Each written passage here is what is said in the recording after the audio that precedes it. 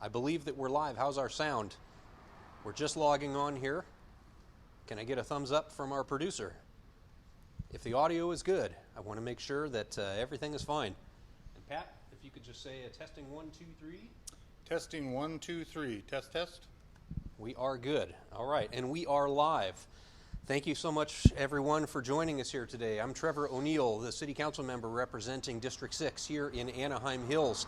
I'm here at our fire station number 9 across from the golf course on Knoll Ranch Road, and I'm here today with our fire chief, Pat Russell, and we're going to talk a little bit about the fires that have been going on, some other safety measures that you and your department have been doing, and what homeowners can do to help keep themselves, their home, and their families safe when we have fires that break out in our community like this. We're in the middle of 2 big fires. It seems like the immediate danger has passed and it's waning, but nonetheless, it still is a threat. So the first question that's on everyone's mind, Pat, is what is the current threat with the fires around us to Anaheim Hills? Okay, well, thank you for having me here today, Councilmember O'Neill. Fortunately, I can say with the 2 current fires that are going on here in Orange County, there is very minimal threat to the city of Anaheim. The first fire, the Silverado fire, when it started, it was actually burning away from Anaheim. It did turn a little bit and started moving towards Irvine Lake, which was closer to us, but there was no real threat of it burning into Anaheim with the wind condition that we had. The Blue Ridge fire was burning very similar to the Freeway Complex fire we had a number of years ago down through Yorba Linda, and for the first few hours of that fire we had concerns that we had what I will say is a significant threat to Anaheim. Fortunately, a combination of the wind changing and starting it more in a northerly direction back towards Chino State Park and the resources we had out there, we were posed ready to monitor it and take action if we needed to. So the smoke has largely cleared from our neighborhoods here in Anaheim Hills, but the fires are still burning. There is some containment and things are looking positive. Can you go into detail about what the status of those fires is at this point in time? Yeah, so the Blue Ridge fire currently is about 30% contained. Obviously, we still have several fire crews on there, including some of our Anaheim firefighters. Much more successful once the wind stopped with the aerial firefighting resources that we had, as well as the ground assault. So I anticipate over the next couple of days the containment will come up quite a bit. The Silverado fire is at about 40% contained, and it's at about 14,400 acres. And the same there, they've been very successful with the air assault with the aerial fire resources, and we have several resources from throughout the state there on mutual aid. So the containment on that fire should come up quite a bit in the next couple of days as well. Good. And while many of us here in Anaheim Hills were ready to evacuate if we needed to, there was no evacuation necessary for our city. But in the neighboring cities, in Yorba Linda and in Orange and Irvine and Lake Forest, there were a lot of evacuations. What's the status of those orders now? I believe all the evacuation orders on both fires have been lifted. There may be some roads in certain areas that are closed due to the high influx of fire traffic, but the evacuations have been lifted, and people fortunately are back in their homes. Okay, good. Do we know what the status of property damage has occurred from either one of the fires? Fortunately, as far as for an incident like this, both of them, it was primarily the brush. There was structure protection efforts on both fires. We understand that at least one structure in Yorba Linda was damaged severely, but the majority of the damage was to open land, brush, and minimal damage to actual values at risk, such as structures or outbuildings and those types of things. And what about any injury to people who were involved? I have not heard a current update on injuries to civilians. We have had a few injuries to firefighters, and tragically, Orange County Fire Authority, we had 2 of their firefighters that sustained serious burn injuries on the Silverado fire. Well, I pray for a speedy recovery for them. Thank you. We had fire crews in Yorba Linda and in Irvine and Orange. Largely, these were efforts by Orange County Fire Authority. Is that correct? Yes, Orange County Okay. Fire Authority was the leading agency on Okay. both fires. The management of the fire has transitioned yesterday to a California Incident Management team that is managing both fires with an influx of Orange County and other agencies throughout the county and locally. We still have units on both of those fires. Okay. And while our firefighters were not battling any fires here in Anaheim Hills, how did they help in the effort? Well, we work here. We're very successful here in California with the Master Mutual Aid Program, where neighbor helps neighbor with a quick deployment of resources. And the first concept of that is closest unit resources to get firefighters there as quickly as we can. We sent resources to the Silverado fire on the initial alarm. Some of our engines out of the east end here responded. Yorba Linda was a big impact on us initially because we're right next door. We go into Yorba Linda on medical aids and other type emergencies daily, so we sent several resources over to Yorba Linda early on, and they quickly got engaged in the firefight and into structure protection on residents in Yorba Linda. Great, great. And I see a lot of use at our reservoir, too. I've seen lots and lots of pictures of the helicopters coming and siphoning out water to deploy on the fires to help put them out. So I'm glad that we do have that partnership with our neighboring agencies. I do want to remind anybody who happens to be tuning in online that you're welcome to submit questions in the comments, and I've got people monitoring the feed, and they'll relay the questions to me so we can answer those for you.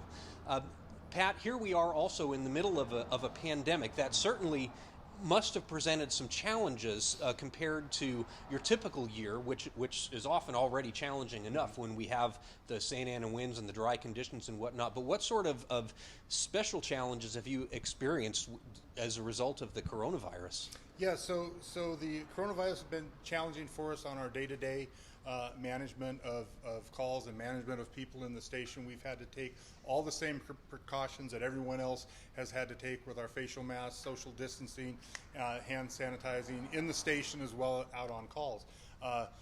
Large extended campaign fires this year have been very challenging because you don't necessarily know the status of everybody that comes to the fire. We know the status of our people here in Anaheim and everyone else, but when they come, they can kind of, it's been very challenging to monitor. We have to bring in special doctors and other people in our medical unit leaders to just manage COVID, to make sure all of those things that we all should be doing are done. And then if we do have a possible exposure or a confirmed exposure, we isolate those firefighters, let their home agency know, so we can obviously get them the medical care that they need, but we can really track who may else have been exposed, so we can lock that down as fast as we can too. So it's been very challenging this year from a firefighting standpoint with COVID. And I know we've done a great job of minimizing the impact of COVID, but with the pandemic as it is, I know that we have suffered some cases within our department, correct? Yes, sir, that's correct. We've had a number of cases of our firefighters that have been exposed and had to quarantine, and we've had a number of our firefighters that have been contacted with COVID and had to be treated. We had two that were serious, that both of them ended up in the hospital in the ICU, and one of them ended up on a ventilator for several days. Fortunately, both of them are doing much better. One of them is back to work a couple of weeks ago. We're very excited about that. Captain Aldecoa is back, and we're anxiously waiting for Captain Baker to get his pass from the doctor, so he's anxious to get back too, and we're excited to have him back. Great, good to hear. Well, the Santa Ana winds have died down and things look like they're under control, but this certainly is not the end of fire season, and these sort of events can happen at any time during the course of the year at this point. And I know that over the last several years, especially after the Canyon 2 fire in 2017, that your department has done a lot of learning from that and preparation for the next event when it comes, so we're better prepared to handle those kind of fires. Mm-hmm. So tell us a little bit about the additional safety measures that your department has taken since the Canyon 2 fire. Okay, I thank you for that question. It's a very important one, and you bring up an excellent point that we look at California, especially Southern California now, as a year-long fire season. It doesn't take much but a few hot days and a few windy days, and the brush is very receptive to causing a fire. So we've looked at, and we're always looking to improve. The last large vegetation fire we had in Anaheim, as you mentioned, was the Canyon 2 fire. And things we've done since then is we've looked at a lot of our prepare, respond, and recover, kind of those three models. So as far as prepare, it is really emphasizing and getting the education out there and helping with like Ready, Set, Go, the new program we're going to talk about, Know Your Way. Also preparation is getting education out there for people to harden their homes. The GOAT program that we have that is very successful and very, very exciting. Also using contract hand crews to come in and clear vegetation in certain areas. Another thing that we have that was with council support is we have a contract with CAL FIRE to, they will immediately respond resources through a prepaid contract to our, what we call our local response area, which is jurisdiction just here in Anaheim. They will send aircraft and ground firefighting resources at a phone call. So it puts us ahead of the game on getting resources. As far as response, we've been very successful on getting a lot of wildland specific fire equipment. The water tender that we're standing in front of in here today. We also have a brush patrol out of this station, our Type 3 engines. We had 3 of them, and council helped us and supported us. We got 2 more, plus we also have apparatus that are owned by the state, OES, that are assigned here to Anaheim. We currently have a structure engine, and we're getting a Type 3, which is a brush truck and a patrol that will be staffed by our people to use here in Anaheim or send out if we need to on other fires. The other things we've done as far as prepare, our fire watch is very active when we come into, we're always monitoring the weather, getting updates. We have our cameras in the wildland area that are monitored by our dispatch center 24/7.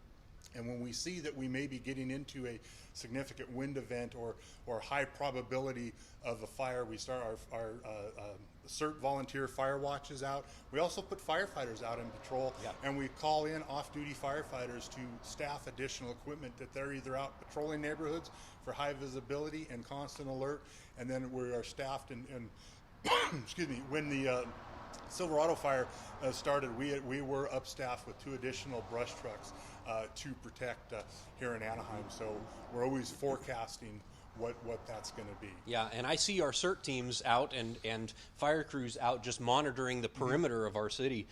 You mentioned the fire cameras that we have installed now. That's a new program that we have just in the last year or 2 in partnership with Public Utilities, where we've got these high-definition cameras, which is really cool that as a resident, you can also log into the system and see exactly what the cameras are seeing. I know that when we started that program, there were just a few of them that we were putting up, but how many cameras do we have at various vantage points at this point? We currently have 4, and we're looking at expanding that to 6, and that was through a program with Cal State San Diego, as well as utilities, a 3-way partner program that we have those cameras. And like I said, they're in our dispatch center. They're monitored by our dispatchers 24/7, as well as you said, I could, if I was at home and wanted, I could, if we got an alarm for a vegetation fire, I can get in and see if I have it. You happen to know the web address offhand for that? I don't know it offhand. I tell you what, for anybody who's watching, it is really cool, and you can log in and toggle back and forth from these cameras. You can't control them, but you can see what they're seeing. So I'll post in the comments a link that anybody can click on to go to those cameras and monitor exactly what they're seeing. So you also had mentioned the GOAT program, which is preventative maintenance that we've been doing out here in the hills, and that has made an impact. And we see the goats out from the beginning of summer on through now. I think they're in Deer Canyon as we speak, They right? are. Yeah. We're going to be moving to Oak Canyon here very soon. To Oak Canyon as well, and I know that's gotten to be almost a year-long program that we're doing as part of our wildland management. But the goats themselves, do we need more? Are they doing the job? Is there more to be done? Well, there's always more to be done. I don't know if I would necessarily say that we need more, but what we are evaluating now is we're going to start them earlier in the year, when our grass crop and our brush is just starting to come up. Obviously, that's when the goats like it, because it's green and good for them, and it's not. So they will start being in the city for a longer duration of time. It'll be like 9 or 10 months out of the year. And one of the reasons I ask is because I look around where we are now. You can't see it, but we're across from the golf course, and we see some brush that has not been abated. and even right here on the hillside, we have it clear for a short distance, but then it just goes into the wildland. And I hear from residents a lot that, oh, there's all this dry grass and we need to knock down all of the dry brush in the area. But from what I understand, that's not necessarily the best practice of what to do. So can you tell us, Pat, what is our strategy in maintaining that brush, and maybe why it would not be practical to mow down every bit of dry grass in the region? Yeah, so that's a great question. It is a balance that we're looking at. We're looking at that 100-foot defensible space 100 feet, around okay. structures and critical infrastructure. And I can But see we that when I look right. at the houses there's certainly 100 feet of clearance for defensible space. Right, but we have to balance too. We know we're going to get rain again someday, even though it doesn't feel like it right now. But we do. And if we were to go in and have the goats mitigate all that brush or take all that out, then we get into erosion dangers too, and we might have significant mudslides. So it's a balancing act of where we're constantly looking. The best thing we can do is maintain it yearly, like we've been doing, so we don't give these brush components a chance to get real dead and heavy fuel. We keep it moderate, so even if we do get a fire in there, it's going to be quickly suppressed. It's not going to put out the heavy intensity that it does in when that's not the case. But it's really more about defensible space than it is eliminating all the fuel. I don't see that it's possible to eliminate all the fuel, especially when we have Santa Ana wind conditions and we have the Cleveland National Forest just over the hill here. And I'd imagine that you could have a fire that would start far away from any neighborhoods, that then the winds would carry embers for miles and miles and miles that could then ignite over here, correct? Absolutely. Absolutely. We have a lot of open space with the county parks, the forest, the Cleveland National Forest, as you mentioned, state responsibility land that is open space. So it would be really difficult. Actually, it would probably be closer to impossible to take all that brush away and do that. And a lot of our residents like to live in a more open environment that looks very nice when it's green and pretty. So we don't want to take that away. We just want to manage it. So keeping that defensible space is critical. The other thing I would mention, when I mentioned very quickly our Ready, Set, Go program, and we have a program where we come out and inspectors will come out and help residents with hardening their home, which makes it where it is more defensible from some of these things that cause structures to ignite in these wind-driven fires from those embers that you talked about. So we will walk through and we will identify and help them with that defensible space, what type of roof they should have, that their eaves are boxed, they don't have yard accumulation, things that can catch on fire from those embers, like a big wood pile next to their house, as an example, those types of things, and really set their home up so even if we do get a fire, as the fire moves through there, the home is set up to take the insult of the fire and allow firefighters to safely set up and defend that home. And so as I'm understanding the Ready, Set, Go program, this is not just a list of guidelines that we're providing to homeowners, but your staff will actually visit a home and view their house, their specific situation, and make recommendations and guidelines based on their observations? Absolutely. We have one of our inspectors in our community risk reduction is our wildland specialist. He will make appointments. He will come out. He will walk around with the homeowners and talk to them, show them things, identify things, and help them with a plan to do those things to set them up for success. And how can one set up an appointment to have that completed? They can just go on our website for Anaheim Fire and Rescue and set up and click on that and make an appointment, and they'll get back to them within a day or so and set up an appointment to do that. That's great. Alternatively, if anybody has trouble with that and you want to have that inspection conducted at your house, feel free to reach out to my office too, and we can help coordinate that.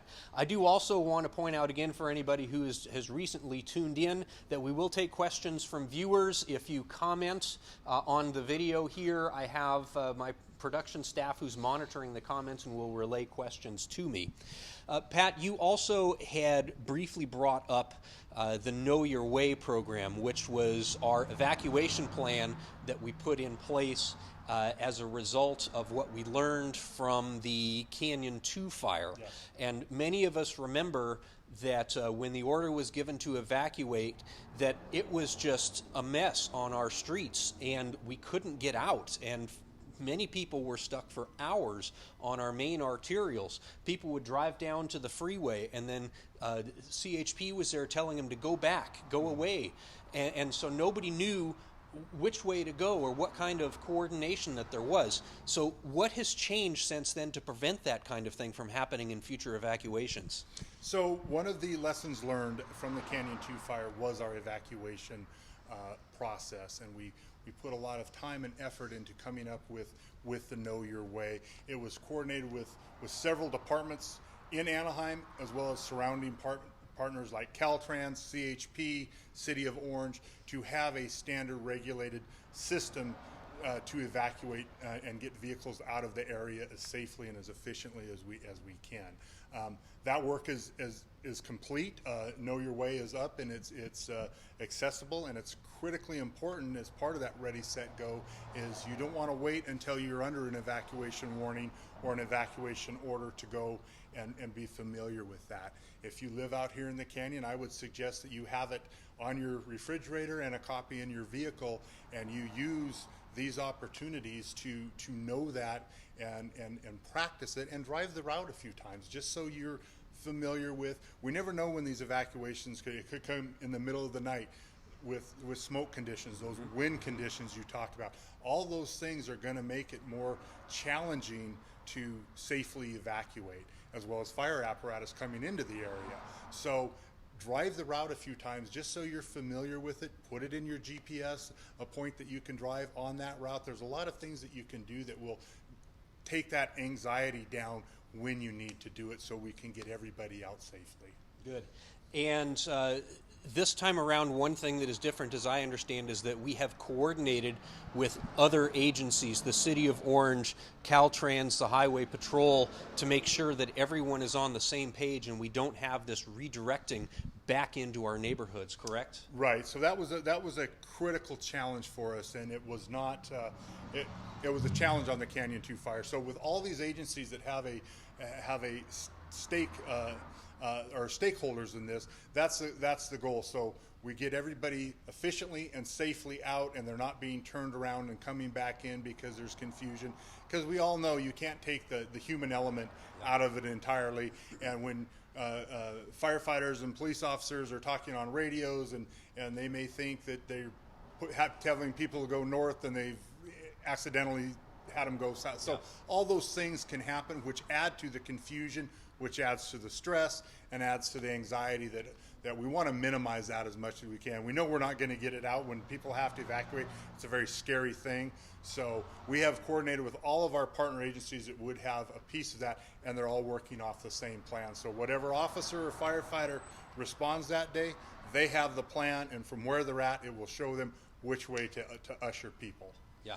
And many of you may have also seen that the city has recently installed several evacuation directional signs along many of the arterials up here in Anaheim Hills. And anecdotally, I've seen those same signs in other cities, like in the city of Orange as well. So that just shows that this is a coordinated effort to make sure that everyone can evacuate as safely as possible.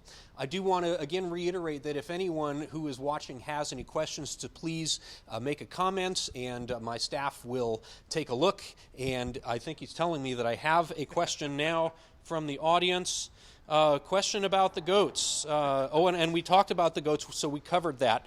But here's a good one. Yes, when we're talking about evacuation, best case scenario, perfect world, everyone is at home, you get the evacuation order, you pack things up, and then you go.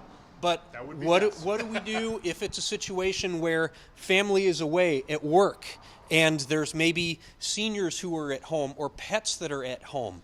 How can we manage that, Pat? Yeah, so there are a few things that we can do to manage some of those things that are going to be very stressful, and that's a very good question. It kind of comes back again to Ready, Set, Go, and Know Your Way is just a very important piece of Ready, Set, Go. And part of that in being ready is having that plan to are we going to evacuate when we are put under an evacuation warning, or are we going to evacuate when we're put under an evacuation order? They're two different things. One of them is kind of a voluntary is the old term, and one of them is a mandatory. My personal suggestion is if you live out here in a fire-prone area and you get a warning, go then. Don't wait till it's an order, because the more congestion, the more problems, the more challenges we're going to have. Also, have your stuff ready beforehand, so you're transferring whatever you need to take with you is very seamless and very quick. Have a checklist. Have identified boxes that you're going to pack and know what you're going to pack. Make sure you have copies, either electronically or paper copies, of all your important documents you need. Your insurance information, your identification, any prescriptions, anything like that that you're going to need to either maintain while you're out of your residence, or heaven forbid, but if something does happen to your residence, you can keep your quality of life until you get restored. And have those in a fire safe, or have them in a copy in a safe deposit box. Maybe give them to a friend or a relative that's not in this area that you can get that information from. And then have a plan with your family so everybody knows what they're going to do. Maybe one child is going to grab certain things, one child is going to grab one of your pets, those types of things, and practice it so you get it down to where you're efficient. You can be safely packed up and on the road in a very short period of time with taking just the minimal things that you need to take. And on the topic of pets, we're right next to our equestrian center here, and I know that we board a lot of horses there, and there are some residents in Anaheim Hills who have their own horses on their own property, and that's an issue as well. So what kind of resources does the equestrian community have available to evacuate large animals like that? The here in Orange County and with our equestrian center here, the large animal evacuation system is very robust and very thorough. They have a system and a plan with equestrian centers and horse owners throughout Southern California that will come down with their trailers and help do evacuations and coordinate that with the incident and with the county. They have identified places where they will take large animals and board them until owners can get there. And again, it's a very, very good system. I've been up with the owners here at our equestrian center and walked through with them, and it's very impressive what they're prepared to do. Good. And as you probably know, I'm in the senior care industry, and we have a number of senior facilities here in Anaheim Hills, not just the big assisted living centers, but a lot of those smaller residential care facilities, the 6-bed boarding cares that have 6 elderly residents that are there. So do we have some kind of special evacuation instructions or criteria that those kind of facilities would have to make sure that all of their senior residents are safe and can be safely evacuated if needed? Yeah, so obviously there can be challenges with elderly and children, and we're aware of that. As far as specifically to what you're talking about, it just goes back to that being prepared again, that evacuation plan is known, it's known to all the staff, and it's done early so it's effective.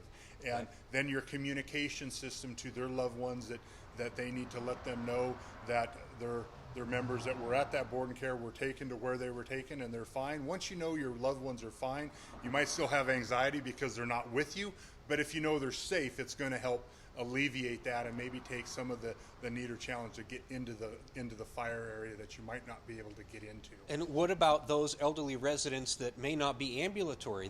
They may not be able to get out of the house and need physical assistance in doing so. What can we do there? So there's a few things. Again, back to your preparation of knowing what medical equipment those people might need to take. Load early, make sure your staff is efficient with disassembling or packing up any type of medical equipment. It's also a good idea for those folks to know their neighbors. Maybe a neighbor that is home during a certain time can come over and assist, help loading some of those things up. And when we have these fires, we get calls and we'll send fire units into certain areas, to certain structures, if there are elderly or disabled people that need to be helped. Oh, good, good. So they'll get or that police extra assistance. Officers, Okay. As we get those calls, they're prioritized, and we send resources to do those things to help get those folks that need that extra help out. Perfect. And what about students? A few days ago, I was on Monday when the winds just started. I was out touring Peralta Park, and while there were a number of Orange Unified buses that were staged in the parking lot, and I was told that was part of their plan to help evacuate the schools if needed. It was very heartening to see that they were ready to do that. And so apparently we have coordinated this evacuation effort with our schools as well. But if I'm a parent and I'm at work and my son or my daughter is in school, I remember in the Canyon 2 fire, the instinct from a parent is I've got to go pick up my kid from school.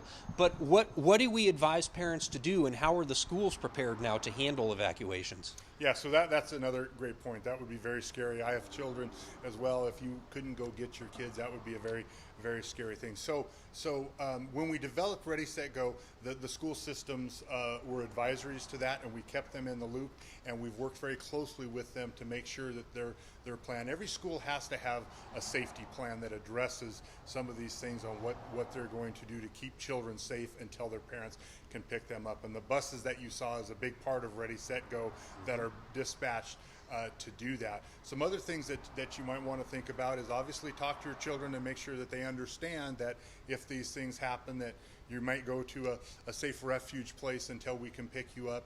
But communication, again, having maybe like other emergencies, having a central place outside of the area that a child could call to make sure if they can't get a hold of mom or dad, that I'll call, and then that person will relay to the parents that their child is safe and waiting. I will get to them eventually. You can also maybe for the younger kids, some creature comfort stuff in their backpack or a go bag, like with everybody, the go bag that they can have maybe some things that are near and dear to them. So if they have those, it's not going to be as traumatic. It's going to be scary. I understand that. We all understand that. But we need to have the plan to get them out efficiently and get them back together as fast as we can. Yeah. I want to remind everybody that if you're watching this, you're welcome to submit questions, and I will answer them as time permits. Are we okay on time, by the way? I'm hearing we're fine on time. I don't have any pending questions right now. Again, I'm Councilmember Trevor O'Neill here with our Fire Chief Pat Russell at Fire Station number 9, just talking about fire safety. You had mentioned earlier this truck that we're standing in front of. This is some new equipment that we have, and I wonder if I can do a little impromptu here. And if you wouldn't mind telling us a little bit about this. This is the water tender, you said? Okay. So this is kind of cool. Every kid likes to spend time in the firehouse, right? And so let's bring the camera on in and go over some of this new equipment that we have and what we're seeing here. Yeah, do you want to go to I'll do my best Huell Hauser. Isn't that amazing? So as you said, sir, we've had this piece of equipment for approximately 2 years now. This is called a tactical water tender.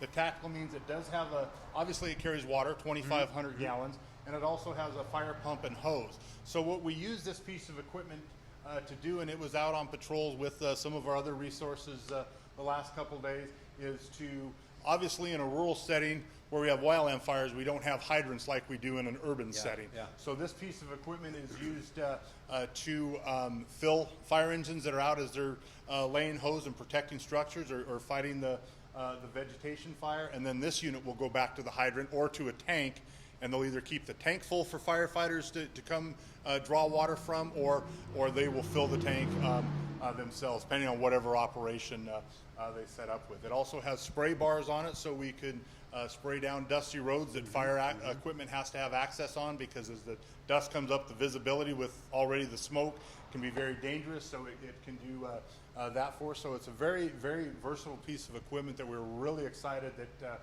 when we got approved and got this. Yeah, this is really a support vehicle for those engines that are out on the front line, Absolutely. making sure that they have water, that the roads can stay wet. Does it have the ability to go into the wildland areas too? Can we go take this on the dirt roads out in the hills? Some we could. We would have to evaluate it. This is not four-wheel drive like our brush engines or our patrols. So we do have other vehicles like this for that sort of support. We do. Though. We Yeah. do. We have our what we call Type 3 engines, which is a combination of structure brush engine. We have several of those, and then we have some of our patrols, which are a four-wheel drive, like a pickup with a tank and limited hose on to get up tight driveways and access. So this could go on a dirt road. They train to take it on a dirt road, but with the weight of a water, it would have to be a very, very safely monitored operation. But as far as paved roads, and it will follow fire engines, and like I said, once they engage in the fire, then this truck's job is to keep water for them and then go get more water. Okay. And behind you here, this is a very familiar looking engine. These are the types that we see going around with the sirens on as we pull aside to let them pass. So what is the specific purpose of this vehicle, and how would we use something like this in the event of a wildfire? Okay, so this is what we refer to as a Type 1 engine, which is our day-to-day structural engines that we respond to all types of emergency. As you notice here, one thing to point out, it says 29 or engine 29. That's because engine 9 that is out at this station is currently assigned to the Blue Ridge Fire. The 2 looks temporary on there. It is. We did.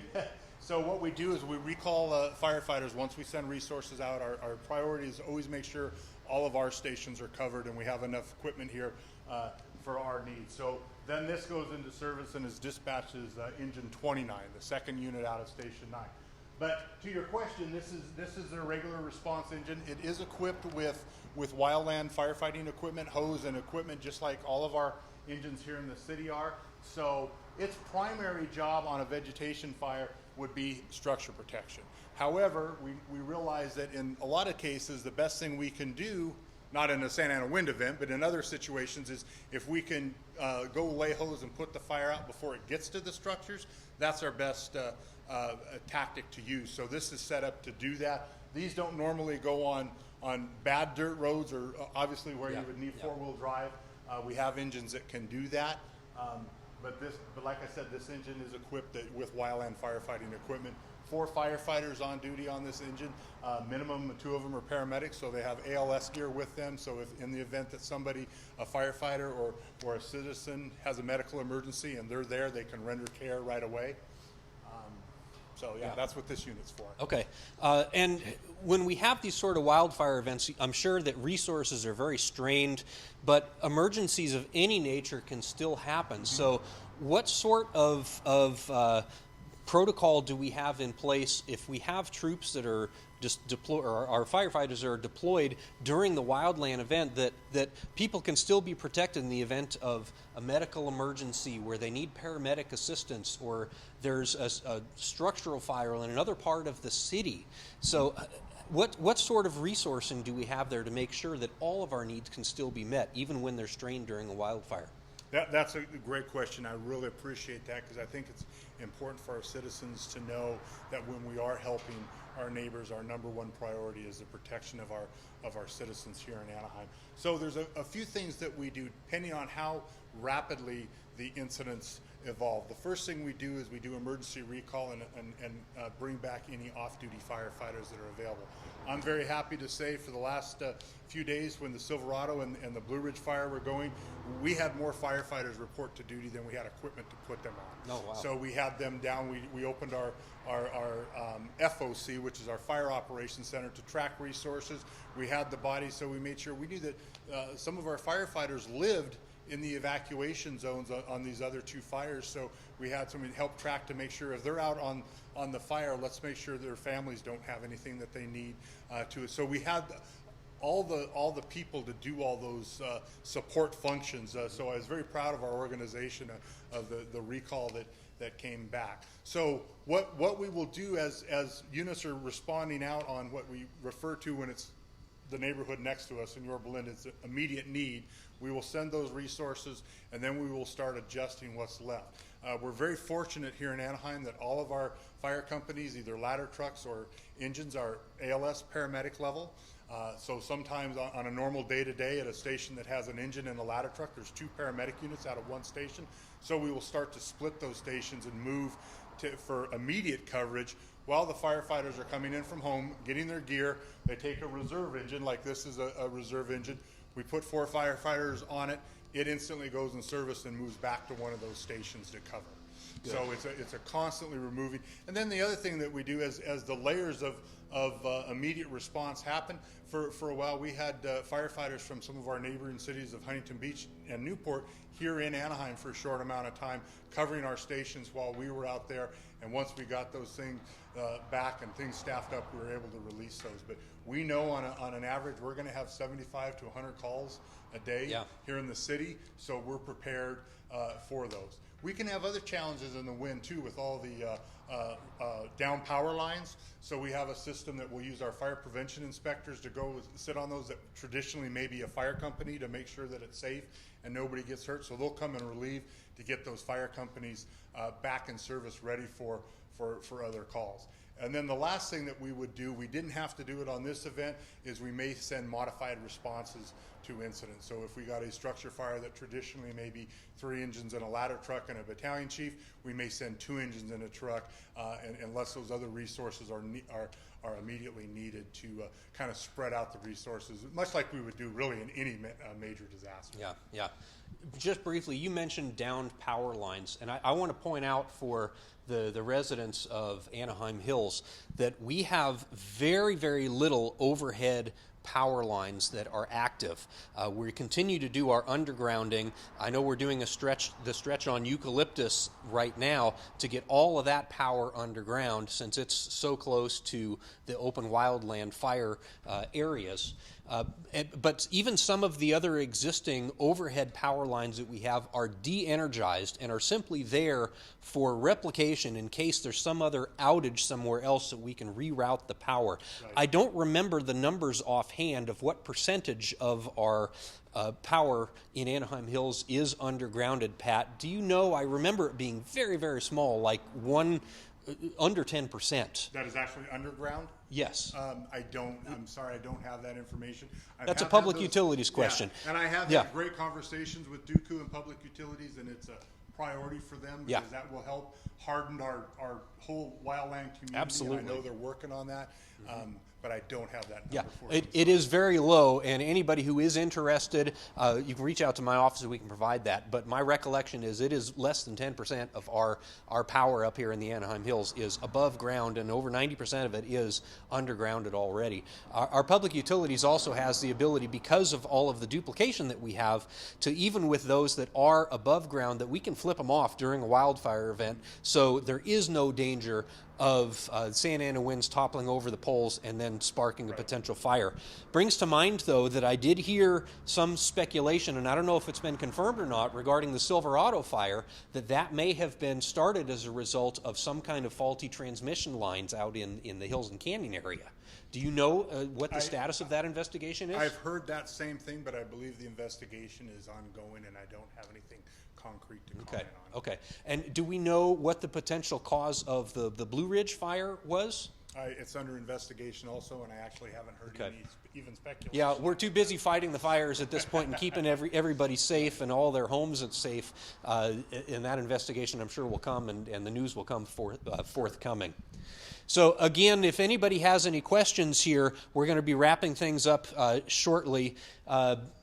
I'm out here at Fire Station number 9 on Knoll Ranch Road here in Anaheim Hills. I'm Councilman Trevor O'Neill, Fire Chief Pat Russell.